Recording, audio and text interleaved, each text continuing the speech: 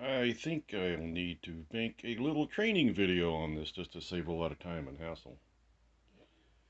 Okay, this is the backside. Power cord, obviously, into a plug. And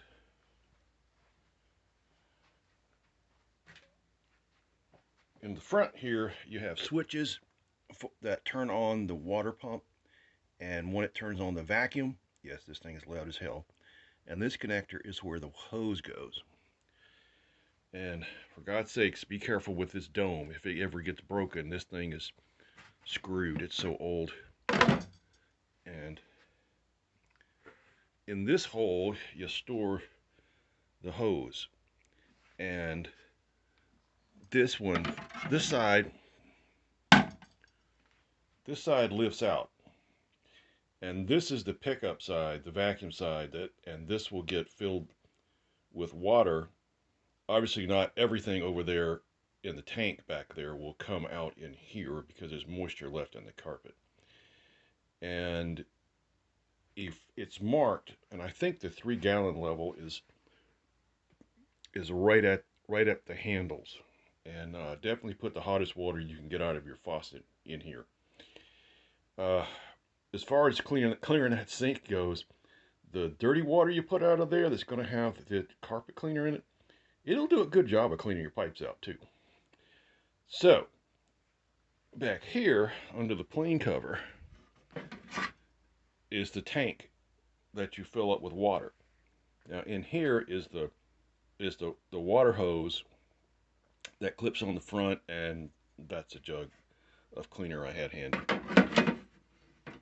And so, where is the wand?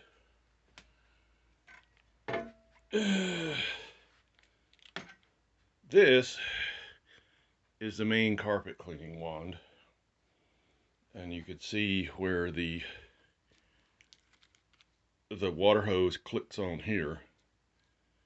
And of course the other end clicks on that guy. And this is where the cuff on the end of the hose slips over.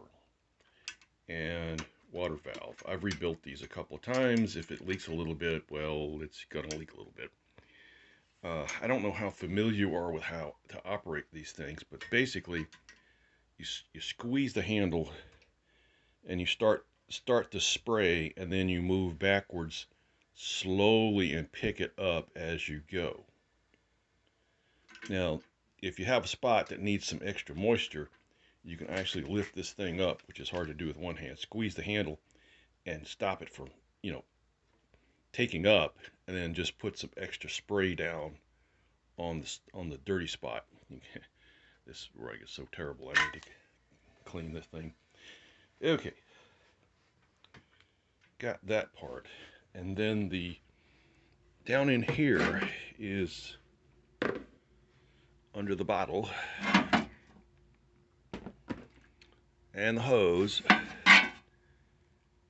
is an upholstery nozzle and some other, well, it's supposed to be an upholstery nozzle.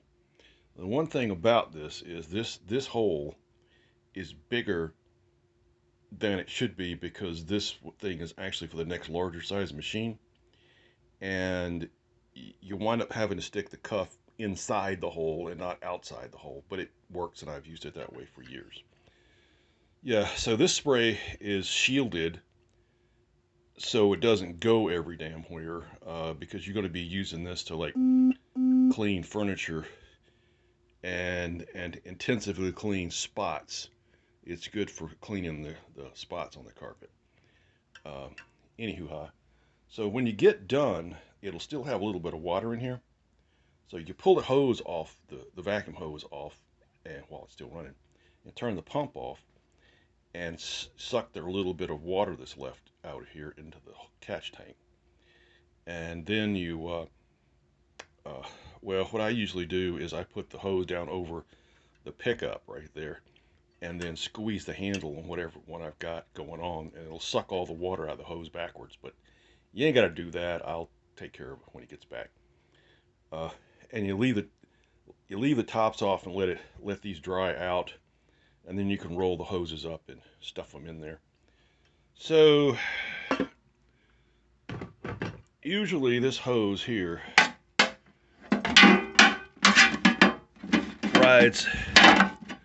rides in the bottom of that bin, and this guy sits on top of it.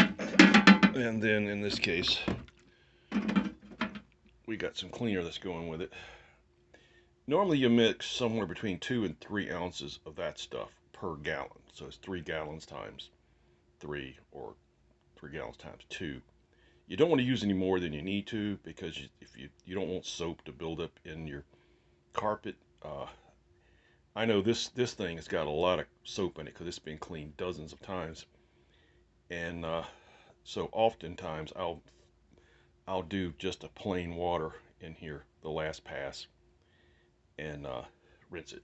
But I think for what you're doing, um, you won't need to do that. I mean, you can spray some extra water right where the coffee uh, went in, and make, you know, multiple passes. You want to overlap by about a third to a half, and then come back and go the other way, go crisscross, or do a diamond, diagonal, like, you know, striping a lawn, uh, and that way you won't get that stripy effect where you got, you know, streaks that aren't quite as clean as the other streaks. You really see that in a light carpet like this. So anywho, there you go. Oh yeah, one thing please don't do is drag this thing around by the hoses. You sort of have to position this thing, and sometimes I'll just push it with my foot to get it to go where I want it to go, and then clean within the range of the hose, which you usually just want to block out a square like 3 foot or something like that, and clean that, you know, and then overlap a little bit and do it again. Yeah, because that can split the hose, pull the ends off, or God forbid break this dome. Okay, there you go.